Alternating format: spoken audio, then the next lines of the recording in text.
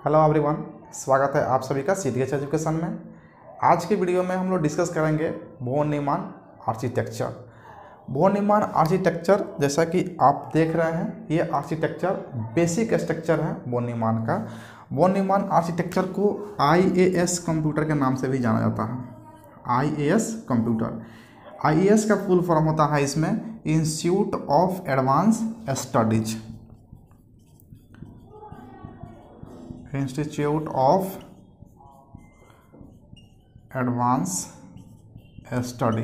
तो कहीं कहीं ऑब्जेक्टिव में आईएएस कंप्यूटर किसे कहते हैं उसे पूछ दिया जाता है, तो वो निर्माण आर्किटेक्चर को ही आईएएस कंप्यूटर के नाम से जाना है। एक्चुअली जो बेसिक कॉन्सेप्ट है वो निर्माण आर्किटेक्चर का, वो डिपेंड है स्टोर्ड मेमोरी कॉन्सेप्ट पे। स्टोर्ड मेमोरी कॉन्सेप्ट पे दो आर्किटेक्चर आए, एक आए आपका भवन निर्माण आर्किटेक्चर और सेकंड हार्वर्ड आर्किटेक्चर। तो हार्वर्ड आर्किटेक्चर ये कह रहा था कि आप मेन मेमोरी में सिर्फ और सिर्फ डेटा को स्टोर करेंगे, मेन मेमोरी में सिर्फ डेटा को स्टोर करेंगे। प्रोग्राम को स्टोर करने के लिए आपको अलग मेमोरी की आवश्यकता होगी। जबकि हमारा जो भवन निर्माण आर्किटेक्चर है ये कहा कि आप मेन मेमोरी में डेटा और प्लस प्रोग्राम दोनों को स्टोर कर सकते हैं। डेटा एंड प्रोग्राम दोनों को स्टोर करने का कॉन्सेप्ट किसने दिया? भवन निर्माण आर्किटेक्चर। तो आज जो हम लोग कंप्यूटर का बेसिक यूज करते हैं मेमोरी के स्टोरिंग का, वो किस पे बेस्ड है? भवन निर्माण आर्किटेक्चर पे, जिसमें हम लोग मेन मेमोरी में डेटा को और प्रोग्राम दोनों को साथ साथ स्टोर कर सकते हैं। बस आप यहाँ पे आप इसमें जो है ना अलग अलग एड्रेस पे स्टोर कर सकते हैं डेटा और प्रोग्राम को, लेकिन एक ही मेमोरी में स्टोर कर सकते हैं। ये कॉन्सेप्ट किसने दिया? भवन निर्माण ने। जबकि अलग अलग मेमोरी में स्टोर करने के लिए हार्वर्ड आर्किटेक्चर था, वो दिया था। तो वो कंसेप्ट हम लोग यूज नहीं करते हैं, हम लोग यूज करते हैं किसको? भवन निर्माण आर्किटेक्चर को। और इसी का दूसरा नाम है स्टोर्ड मेमोरी कॉन्सेप्ट। तो यदि क्वेश्चन किया जाता है कि what is stored memory concept, तो आप समझ जाएंगे कि भवन निर्माण आर्किटेक्चर की बात किया जा रहा है। अब इसे हम लोग समझते हैं बेसिक रूप में कि ये जो आप डेटा को और प्रोग्राम को जो स्टोर करते हैं, तो डेटा जैसे कि आप यहाँ पर लिखे a = 20, b = आप लिख दिए 10, ये डेटा हो गया हमारा। c = a + b, ये क्या हो गया हमारा? डेटा हो गया, जिसको आप मेन मेमोरी में स्टोर कर सकते हैं। सेकंड चीज हम लोग देखते हैं प्रोग्राम। प्रोग्राम क्या होता है? Set of instruction. Set of instruction जैसे कि हम लोग यूज करते हैं मूव के लिए MVI, स्टॉप के लिए HLT, एडिशन के लिए ADD। तो इस तरह का जो इंस्ट्रक्शन होते हैं, इस इंस्ट्रक्शन सेट ऑफ इंस्ट्रक्शन को क्या कहता है? आपको प्रोग्राम कहता है। और इस प्रोग्राम को भी आप जो है ना मेन मेमोरी में स्टोर कर सकते हैं डिफरेंट लोकेशन पे। डेटा का डिफरेंट लोकेशन होगा और जबकि प्रोग्राम का भी डिफरेंट लोकेशन होगा। तो ये कॉन्सेप्ट किसने दिया? भवन निर्माण आर्किटेक्चर ने। भवन निर्माण एक साइंटिस्ट है जो कि मैथमेटिशियन है। स्टार्टिंग में मैथमेटिशियन है, बाद में जो है ना कंप्यूटर का जो है ना उन्होंने आर्किटेक्चर दिया, बेसिक आर्किटेक्चर। और यही आर्किटेक्चर है आपका भवन निर्माण आर्किटेक्चर का, जिसमें आप देख रहे हैं इसका बेसिक जो यूनिट है 3 यूनिट है। बेसिक 3 यूनिट है। पहला है आपका मेमोरी, सेकंड होता है आपका, देखिए ये होता है इस पूरे इस आर्किटेक्चर को, यहाँ से जो ये आर्किटेक्चर है ये कहता है प्रोसेसिंग करता है, इसलिए इसको प्रोसेसर के नाम से जानाता है। प्रोसेसर या इसको CPU कह सकते हैं, प्रोसेसर या CPU। तो सेंट्रल प्रोसेसिंग यूनिट। एंड एक और हो गया आपका इनपुट आउटपुट डिवाइसेस। तो इनपुट और आउटपुट। तो यदि पूछा जाए कि बेसिक यूनिट्स ऑफ भवन निर्माण architecture, there are 3 basic unit of von निर्माण architecture: memory, CPU and input output devices. ये 3 बेसिक यूनिट्स हैं भवन निर्माण आर्किटेक्चर का। भवन निर्माण आर्किटेक्चर क्यों डेवलप हुआ और क्यों हम लोग यूज करते हैं? क्योंकि मेन मेमोरी में, एक ही मेमोरी में हम लोग जो है ना डेटा और प्रोग्राम को स्टोर कर सकते हैं डिफरेंट लोकेशन पे। तो ये भवन निर्माण आर्किटेक्चर का कॉन्सेप्ट हुआ। हम लोग देखते हैं कि ये डिफरेंट जो यहाँ पे यूनिट्स हैं उनका क्या वर्क होता है कंप्यूटर में। देखिए मेमोरी में हम लोग देख लिया डेटा और प्रोग्राम को स्टोर करते हैं। यहाँ पे आपका हाँ ALU arithmetic and logic unit, arithmetic and logic unit जितने भी कैलकुलेशन का पार्ट होते हैं वो कहाँ होते हैं ALU में। कैलकुलेशन जैसे एडिशन, सब्ट्रैक्शन, मल्टीप्लिकेशन, यहाँ पे दे देते हैं एडिशन, मल्टीप्लिकेशन, सब्ट्रैक्शन, डिवीजन। उसके बाद आपका होता है लॉजिकल ऑपरेशंस, जैसे हो गया आपका एंड और नॉट, शिफ्ट, ये सब ऑपरेशंस कहाँ पे परफॉर्म होते हैं अरिथमेटिक एंड लॉजिक यूनिट के द्वारा ये सारे ऑपरेशंस परफॉर्म होते हैं। अब जब ये परफॉर्म होता है तो उसके साथ में आप देखेंगे यहाँ पे रजिस्टर्स लगा हुआ है जिसको हम लोग बोलते हैं एक्यूमुलेटर। एक्यूमुलेटर रजिस्टर, इसको ए से डिनोट करते हैं एक्यूमुलेटर। एक्यूमुलेटर क्या है एक रजिस्टर है।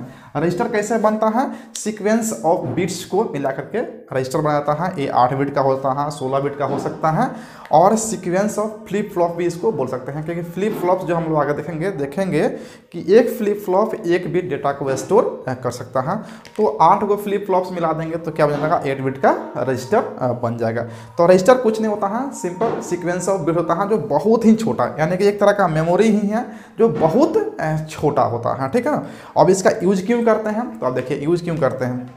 यहाँ पे अरिथमेटिक एंड लॉजिक यूनिट है, ये कैलकुलेशन का काम कर रहा है, परफॉर्म कर रहा है। कुछ इंटरमीडिएट रिजल्ट्स आते हैं और उस इंटरमीडिएट रिजल्ट को बार बार जो है ना ये मेमोरी से डाटा को फेच करेगा और फिर मेमोरी में इंटरमीडिएट रिजल्ट्स को रखता है। ये क्या होता है कि इसको काफ़ी टाइम लग जाता है। टाइम कैसे लगता है कि हमारा कैलकुलेशन यहाँ बहुत ही फास्ट हो रहा है, मेन मेमोरी बहुत फास्ट है, लेकिन कंपैरिजन टू ALU वो क्या है स्लो है। मेन मेमोरी से ज़्यादा फास्ट काम कौन करता है हमारा ALU arithmetic and logic unit. तो क्या होता है कि इसको बर्डन हो जाता है, ये फास्ट काम कर रहा है और ये स्लो काम करता है। स्पीड क्या होता है मिसमैच होने लगता है। तो हम लोग स्पीड को बढ़ाने के लिए ALU के साथ जो है ना एक रजिस्टर्स को यानी कि स्मॉल रजिस्टर स्मॉल मेमोरी को ऐड कर देते हैं, जिसको बोलते हैं एक्यूमुलेटर या आप रजिस्टर कह सकते हैं। ये क्या करता है कि जो इंटरमीडिएट रिजल्ट्स होते हैं उसको जो है ना स्टोर करने का काम करता है, जिससे कि हमारे मेन मेमोरी पे उतना बर्डन नहीं आ पाए और आसानी से हमारा स्पीड जो है ना कंप्यूटर मेंटेन कर ले। तो स्पीड को मेंटेन करने के लिए, स्पीड को बढ़ाने के लिए हम लोग रजिस्टर का यूज करते हैं ALU के साथ इंटरमीडिएट रिजल्ट्स को रखने के लिए रजिस्टर में। क्लियर है। तो ये हो गया स्पीड से संबंधित जो ALU काम करता है। अब यहाँ पे एक और यूनिट आप देख रहे हैं CU, जिसको बोलते हैं कंट्रोल यूनिट। कंट्रोल यूनिट क्या करता है, इसमें जितने भी प्रोसेसिंग होते हैं उसको जो है ना वो कंट्रोल करता है। कंट्रोल का जो है ना 2 पार्ट है, मुख्य रूप से 2 पार्ट कौन कौन है। एक है पहला है आपका टाइमिंग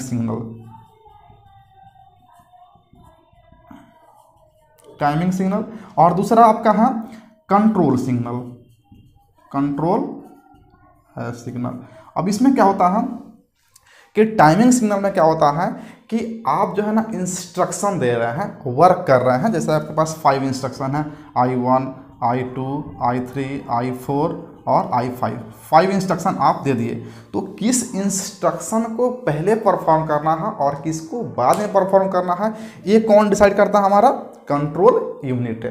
अगर आपका जो स्टेप मिसमैच होगा तो आपका आउटपुट जो आएगा, रिजल्ट आएगा, वो डिफरेंट हो सकता है। जैसे भी किसी भी प्रोसेस को करने से पहले हम लोग उसके इंस्ट्रक्शन को फॉलो करते हैं, टाइमिंग को फॉलो करते हैं। जैसे कि आप गाड़ी चलाते हैं तो सबसे पहले स्टार्ट करते हैं, उसके बाद जो है ना आप उसका क्लच दबाते हैं, फिर गियर लगाते हैं। तो वो ये क्या होगा, एक इंस्ट्रक्शन हो गया, टाइमिंग के अनुरूप करते हैं। अगर आप पहले जो है ना कहेंगे नहीं पहले हम गियर लगाएंगे फिर क्लच दबाएंगे तब स्टार्ट करेंगे, तो ये पॉसिबल नहीं है, उसका रिजल्ट कुछ और होगा। क्लियर है।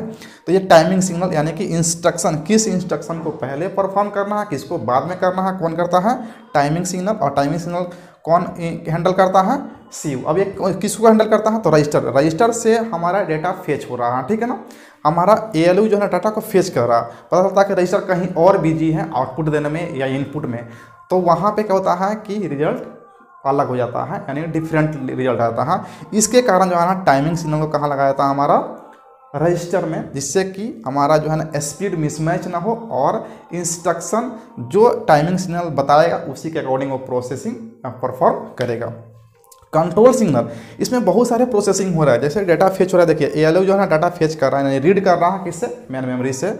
यहाँ से उसके बाद जो है ना ये अपना इंटरमीडिएट रिजल्ट को परफॉर्म करके कहाँ स्टोर कर रहा है, रजिस्टर्स में।